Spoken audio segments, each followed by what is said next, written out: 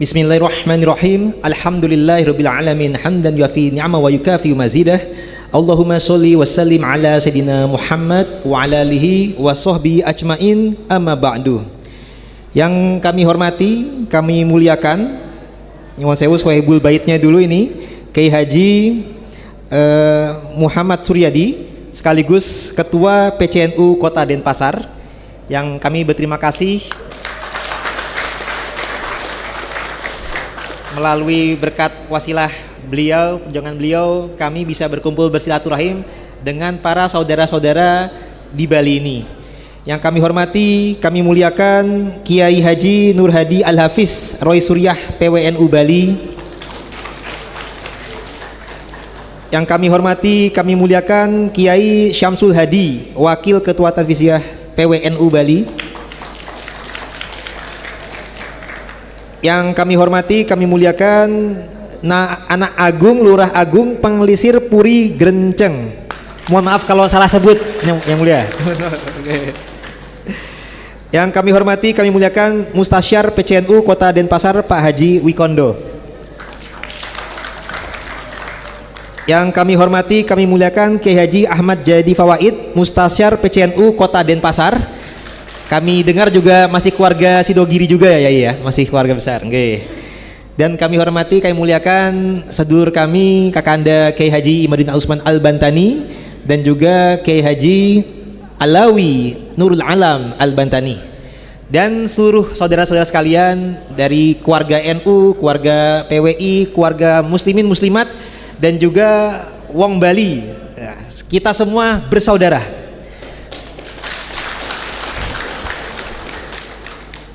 Imam Ali juga pernah menyatakan untuk menghormati persaudaraan. Jadi ada yang bersaudara karena imannya dan juga bersaudara karena kemanusiaannya. Nah, alhamdulillah wa syukurillah, selain umat muslimin muslimat Bali, di sini juga ada Panglisir ya.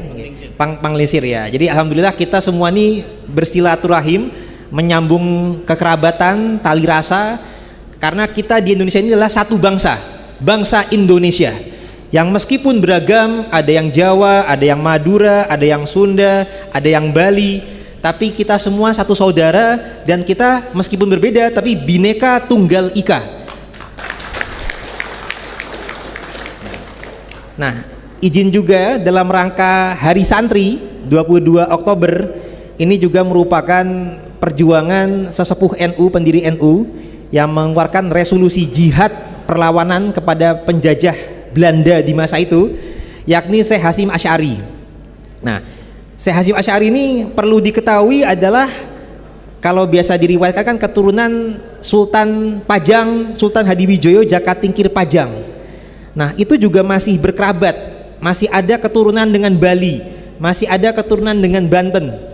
Nah, jadi kalau juga izin ini mau menyambungkan silsilah untuk kekerabatan, karena Rasulullah juga bersabda itu adalah ta'lamu min ansabikum matasiluna bihi arhamakum. Pelajarilah dari nasabmu sesuatu yang dapat membantumu menghubungkan silaturahim, menghubungkan tali kasih kekerabatan. Nah, jadi ini izin karena ada beliau juga, kami itu mau menyampaikan bahwasanya Syekh Hasyim Asy'ari dan juga kami keluarga Banten, keluarga Wali Songo itu pun juga keturunan Bali. Kami juga keturunan Prabu Udayana Bali. Dan kita ini juga keturunan Arya Bebet yang ada di Bali, anaknya Gajah Mada yang berupaya menyatukan Nusantara dengan Sumpah Palapa. Nah, jadi kalau izin bacakan yang dari data yang kami temukan, jadi bahwasanya kita membacanya dari atas dulu, dari Prabu Udayana ini. Jadi Prabu Udayana Bali ini menikah dengan Mahendrata, anak Sri Makutawangsa Wardana yang merupakan anak dari Sri Isyana Tunggawijaya, anak Empu Sendok. Jadi ini kita kembali ke zaman Medang Mataram kuno, masih zamannya Hindu dan Buddha. Nah, Prabu Udayana Bali ini memiliki putra bernama Prabu Erlangga. Nah, Prabu Erlangga kemudian mendirikan kerajaan Kediri di anaknya yang bernama Sri Samarawijaya. Jadi kalau Prabu Erlangga itu kerajaannya kerajaan Panjalu. Nanti terpecah ada Kediri, ada Jenggala. Nah, ini yang kita dari data Babatan Najawi biasa meriwayatkannya silsilah kepada jalur Kediri, yaitu Prabu Jayabaya. Nah, jadi di Nusantara itu kalau di Jogja ada istilah silsilah Panengen sama Pangiwo. Pangiwo itu kepada leluhur raja-raja Nusantara pribumi, yang Panengen nanti ke jalur Arab ke Rasulullah. Nah, begitu pula kali ini kita mungkin bisa tahu Syekh Hasyim Asy'ari punya silsilah ke Rasulullah, tapi biasanya dibelokkan ke Ba'lawi. Nanti sekalian kita bicarakan juga. Nah, ini silsilah Pangiwonya dulu, silsilah ke leluhur raja-raja Nusantara. Nah, kalau izin sambung, Prabu Erlangga ini berputra Sri Samarawijaya Kerajaan Kediri, yang berputra Sri Jayawarsa, berputra Raja Bameswara, berputra Prabu Jayabaya Kediri. Nah, saya juga lupa nih, beliau juga asalnya dari Kediri nih, ya masih leluhur beliau juga, Pak Haji Suryadi. Oke. Nah, Prabu Jayabaya Kediri ini berputra Mahamentri Sirikan Sri Sareswara Nyuwun Sewu, dan berputra Sri Kameswara yang punya gelar Triwikramawatara Aniwari Wirya Parakrama Digjaya Utunggadewa, yang menikah dengan Sri Kirana yang merupakan putri Raja Jenggala yang namanya Sri Mahaja Girindra. Kemudian berputra Girinata pemuda Jiput yang kemudian menikah dengan Ken Endok, dan berputralah Raja Singosari Ken Arok terkenalnya itu. Nah, alias gelar resminya lah Sri Rajasa Batara Sang Amurwabumi Raja Singosari pertama. Nah, kalau dalam data Babatan Najawi biasanya dari silsilah Majapahit kerajaan Singosarinya hilang langsung ke Kediri. Nah, kita karena sudah melakukan penelitian sifatnya koroborasi dan kolaborasi data dengan data primer, makanya dari Kediri kita ke Singosari dulu baru ke Majapahit. Nah, Ken Arok Raja Singosari ini berputra Mahesa Wong Ateleng, kemudian memiliki anak Narasingamurti Mahisa Cempaka, memiliki anak Diah Lembutal, barulah berputra Raden Wijaya Raja Majapahit. Yang atasnya tadi, sisi atasnya Prabu Udayana Bali ya. Jadi artinya Singosari, Kediri, Majapahit itu masih keturunan Prabu Udayana Bali. Nah, Raden Wijaya ini aliasnya Kertarajasa Jayawardana, kemudian memiliki putri Ratu Tribuana Tunggadewi. Nah, ini menarik saudara-saudara, karena saat ini nih di Surabaya, di Jawa Timur itu kan lagi pemilihan calon gubernur. Semua pasangannya calon itu perempuan semua. Ada Ibu Kofifa, ada Ibu Risma, ada Ibu Lulu. Nah, ini pengulangan sejarah karena di Jawa Timur Majapahit di masa lalu pernah dipimpinnya oleh seorang ratu Tribuana Tunggadewi. Nah, ini insya Allah di Jawa Timur akan segera sejarah berulang. Nah, kemudian Tribuana Tunggadewi memiliki putri Diah Nertaja Iswari Bre Pajang yang merupakan saudara dari Raja Majapahit Hayam Wuruk. Kemudian berputra Raja Majapahit yang bergelar Wikramawardana. Nah, Wikramawardana berputra Raja Majapahit Bre Kertawijaya yang menikahi putri Campa Indocina. Jadi kalau Cina Campa itu kita memiliki kerabatan juga itu. Nah, namanya Putri Dwarawati yang merupakan anak daripada Raja Campa Indocina itu Jaya Indrawarman yang ke-6.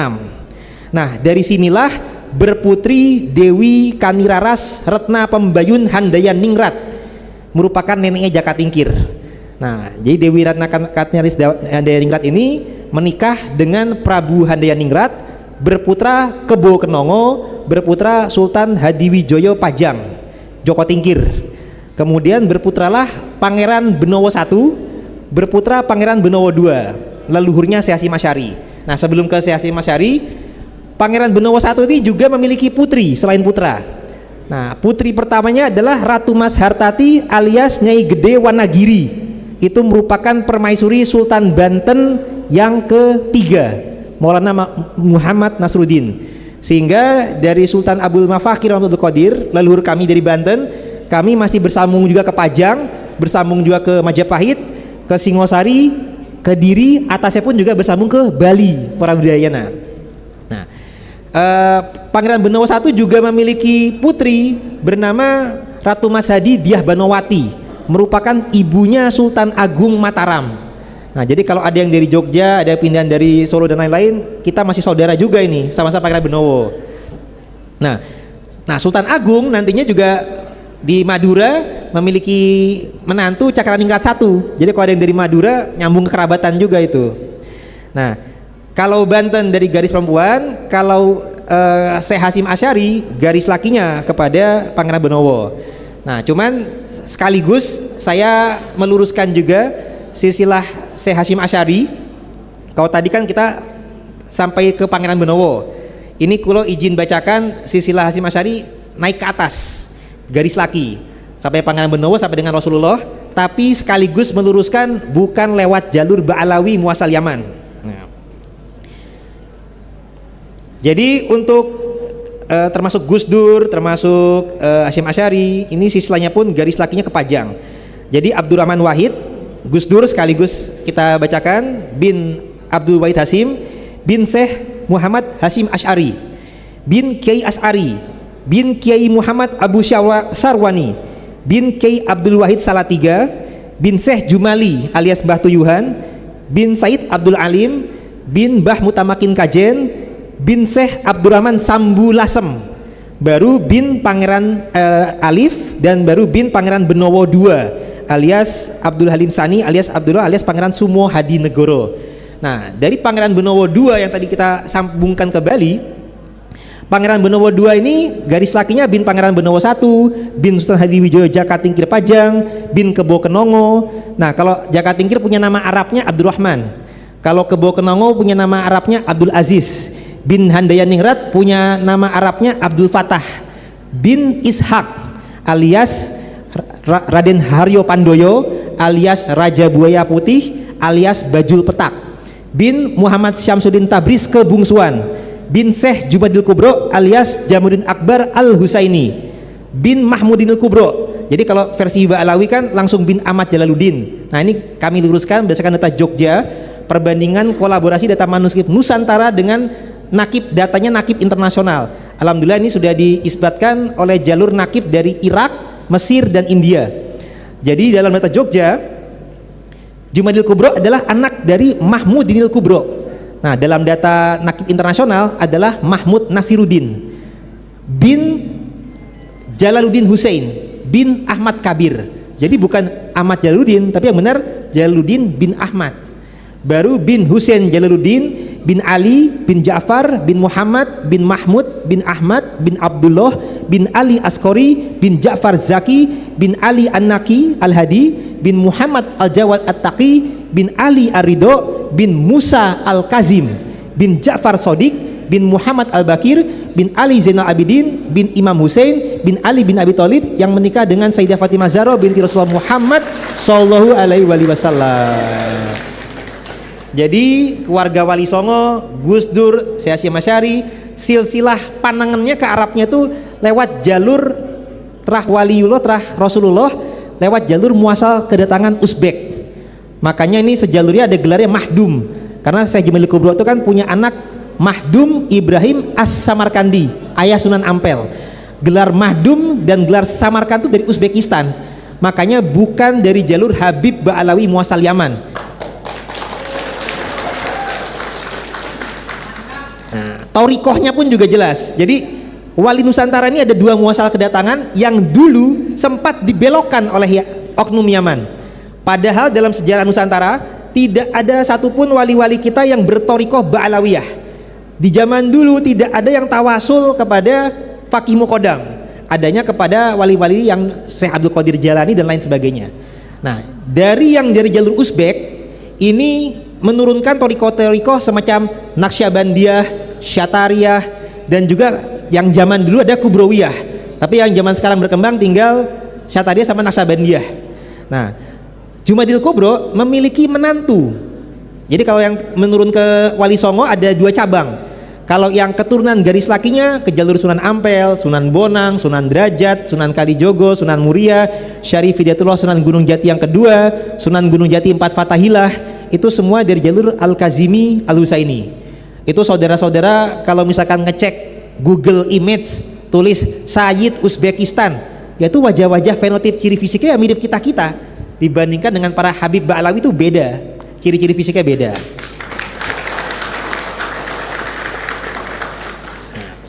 Syekh Jumadil Kubro memiliki menantu namanya Maulana Ishak yang berasal dari keluarga Maroko.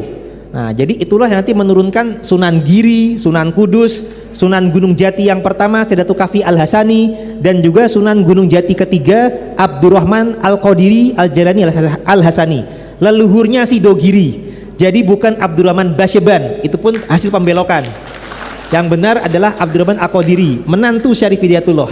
Jadi Abdurrahman Al-Qadirinya Al-Jalani Al-Hasani, mertua beliau Syarif Hidayatullah Al-Kazimi Al-Husaini.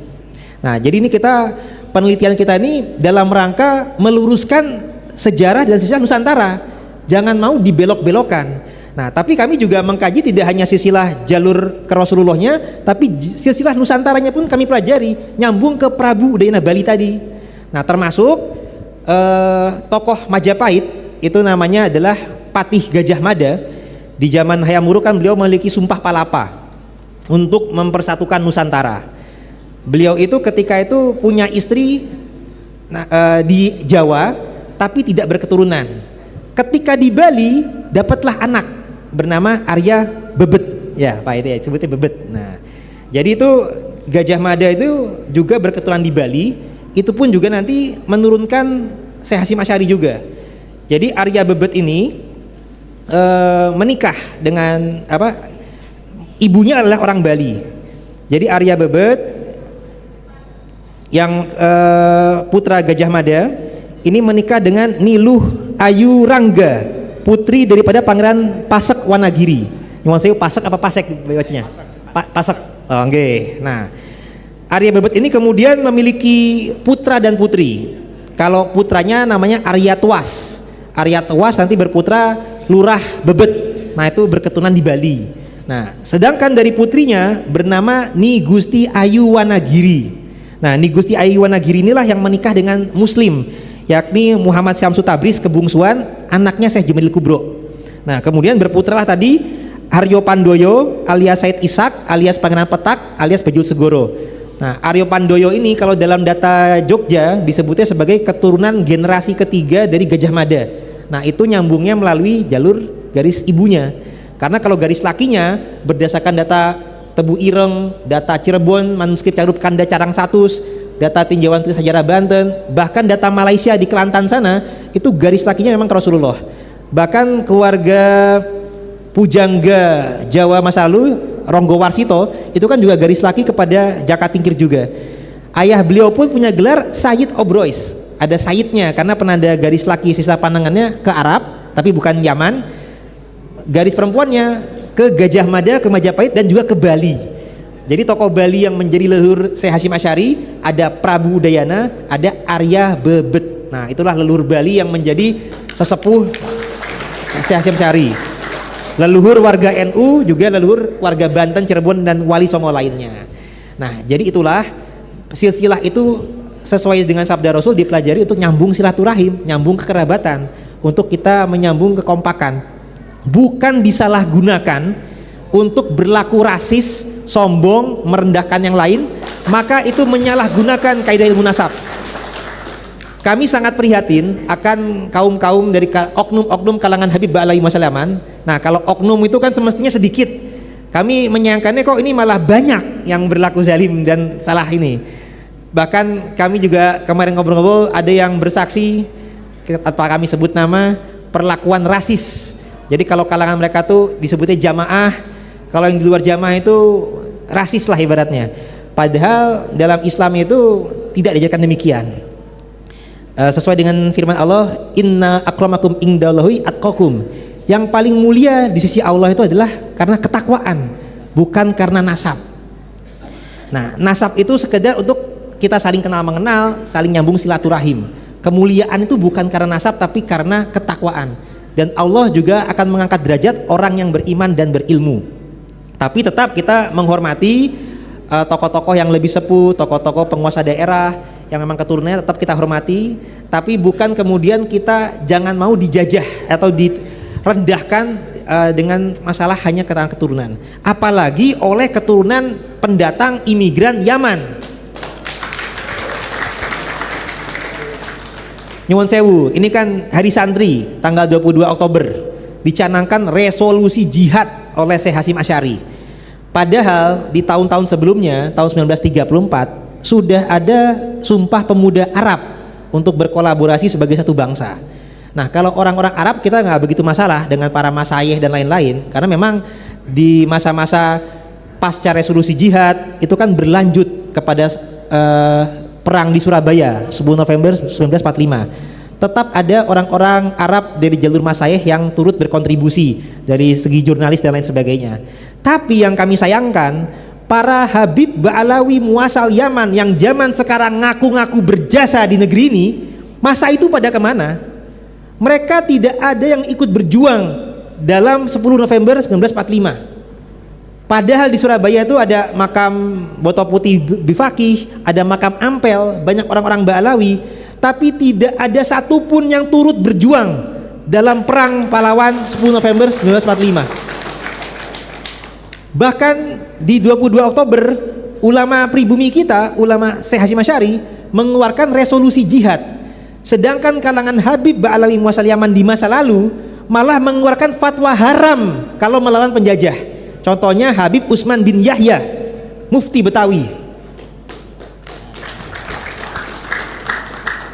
Di masa itu abad 19 tahun 1800-an, beliau malah mengeluarkan fatwa larangan untuk berjihad. Jadi pada waktu itu kiai-kiai Nusantara itu semacam Syekh Asnawi Caringin, satu ini dengan Syekh Nawawi Al-Bantani, dan di Banten juga ada dari atasnya juga Syekh Abdul Karim Tanara Banten. Itu dari para kiai-kiai Thorikoh Qadiriyah wa Nasabandiyah itu melihat ketidakadilan para penjajah Belanda, dan mereka ulama-ulama di Banten masa itu mengeluarkan untuk melakukan perjuangan jihad melawan penjajah. Nah, tapi siapa yang mengcounter bahwasanya berjuang itu bukan jihad tapi malah haram? Ya justru Antek Londo Utsman bin Yahya ini. Kita memiliki data bukti bahwasanya tahun 1886 Utsman bin Yahya ini surat menyurat dengan Snoep Hurgonje dari Belanda. Dari surat menyurat itu beliau intinya curhat bahwasanya dikritik oleh ulama pencetus NU Syekh Nawawi Al-Bantani, yang nantinya sanatnya kan kebanyakan ulama NU nyambung ke beliau. Jadi kalau ada yang menyatakan ulama-ulama zaman dulu itu mengakui nasab Ba'alawi, ya tunggu dulu, karena masa itu belum melakukan penelitian. Tapi ulama masa lalu sudah ada yang berani amar ma'ruf nahi mungkar, mengkritisi para Ba'alawi. Contohnya Syekh Nawawi Al-Bantani. Ada dua hal yang dilakukan Syekh Nawawi Al-Bantani, yakni mengcounter doktrin dari para Habib Ba'alawi muasal Yaman. Mereka biasa mendoktrin bahwasanya berguru kepada satu Habib bodoh itu nauzubillah min zalik lebih mulia, lebih utama daripada berguru kepada 70 kiai yang alim. Nah, astagfirullahaladzim. Dan bahkan juga ada kabar-kabar yang menyebar kaki kotornya Habib yang maksiat, yang bodoh itu lebih mulia daripada sorbannya kiai yang artinya yang kakinya yang kotor itu lebih mulia daripada kepala kiai yang bersorban. Nah, itu kan suatu perendahan. Karena pada dasarnya itu karena hanya menggunakan nasab saja, padahal nasab bukan untuk diutamakan melalui ilmu, justru ilmu yang lebih utama. Nah, Syekh Nawawi itu dari masa lalu sudah menyatakan satu ulama amilin lebih utama daripada 70 sayyid, tanda kutip ya, yang asli. Nah, jadi sayyid asli yang bodoh, mohon maaf, itu lebih utama, yang 70 sayyid asli yang bodoh itu kalah utama dibandingkan satu ulama yang amilin. Nah, apalagi kalau ngaku-ngaku sayyid. Habib ini kan ngaku-ngaku, jadi jauh sekali itu. Jadi satu ulama amilin lebih utama daripada 70 sayyid asli yang bodoh, apalagi dari Habib yang ngaku-ngaku sayyid. Itu kalah jauh daripada satu ulama amilin. Dan ini alhamdulillah satu Kiai Imad ini sudah bisa mengalahkan Habib Ba'alawi. Nah, tapi nyuwun sewu, itu counter pertama Syekh Nawawi. Yang kedua, Syekh Nawawi juga mengkritisi fatwa-fatwanya daripada Utsman bin Yahya yang ketika itu berani mengkritisi pejuang-pejuang Thorikoh. Nah, sehingga karena masalah mengcounter doktrin dan mengcounter kebijakannya daripada Utsman bin Yahya. Utsman bin Yahya di tahun 1886 mengeluarkan surat curhatan kepada orang Belanda seluruhnya. Salah satunya beliau minta perlindungan pemerintah Hindia Belanda karena beliau takut kekhawatiran keselamatannya itu terganggu oleh para ulama Banten yang mengkritisi beliau. Nah, dan beliau juga memberikan rekomendasi kepada pemerintah Hindia Belanda agar tulisan-tulisan beliau ini dijadikan acuan untuk mengcounter perjuangan kaum muslim di Nusantara saat itu, bahkan di negara lain jajahan Belanda saat itu. Jadi jelas kedatangan dan fatwa para Habib Ba'alawi Muhammad Yaman di masa penjajahan itu untuk mengcounter perjuangan para kiai-kiai Nusantara di masa lalu, itu jelas. Nah, sehingga itu perlu menjadi kekhawatiran. Soekarno menyatakan kan jas merah, jangan sekali-kali melupakan dan meninggalkan sejarah. Nah, kita sebenarnya berharap itu hanya terjadi di masa penjajahan, tapi kami memprihatinkan, sayangnya sudah di zaman kemerdekaan, mereka tidak ikut membantu kemerdekaan, mereka malah merendahkan para kiai-kiai kita, mereka malah membelokkan sejarah dan silsilah Nusantara. Para wali-wali Songo Nusantara itu dibelokkan seakan-akan keturunan Ba'alawi Muhammad Yaman, padahal bukan. Ada tokoh-tokoh pahlawan kita, Pangeran Diponegoro, Imam Bonjol, Sumodiningrat, dibelokkan seakan-akan jalur Ba'alawi. Padahal jelas Pangeran Diponegoro itu anak Sultan Hamengkubuwono III, dan jelas Sumodiningrat itu adalah anak daripada Raden Temenggung Jayaningrat. Orang tuanya beda. Ini dibelokkan yang Pangeran Diponegoro jadi Habib Hamid bin Toha bin Yahya, sedangkan Kanjeng Raden Temenggung Sumodiningrat yang gugur dalam perang Sepehi melawan Inggris itu jadi Hasan bin Toha bin Yahya, seakan-akan bersaudara. Padahal Sumodiningrat yang asli ini menikahi putrinya Hamengkubuwono II, artinya beliau ini paman. Jadi Pangeran Diponegoro punya bibi, itu punya suami Sumodiningrat, jadi bukan bersaudara. Nah, ini dibelokkan seakan-akan bersaudara. Jadi Mbok Yao yang nggak punya jasa jangan ngaku-ngaku berjasa untuk supaya dihormati oleh bangsa kita, karena bangsa kita sudah punya pahlawannya sendiri, sudah punya ulamanya sendiri, sudah punya teladannya sendiri. Jangan sampai dibelok-belokkan seakan-akan teladan dari orang imigran Yaman, ngaku-ngaku cucu Nabi, ngaku-ngaku pahlawan, ngaku-ngaku berjasa, padahal nyuwun sewu tidak sama sekali. Jadi justru yang turunan Rasulullah yang asli justru ya pendiri NU, Syekh Hasyim Asy'ari, Gus Dur, keluarga Wali Songo, itulah yang asli. Tapi keturunan yang asli itu rendah hati, tidak buat kesombongan, tidak buat diungkap-ungkap, justru mau membaur, mau naturalisasi.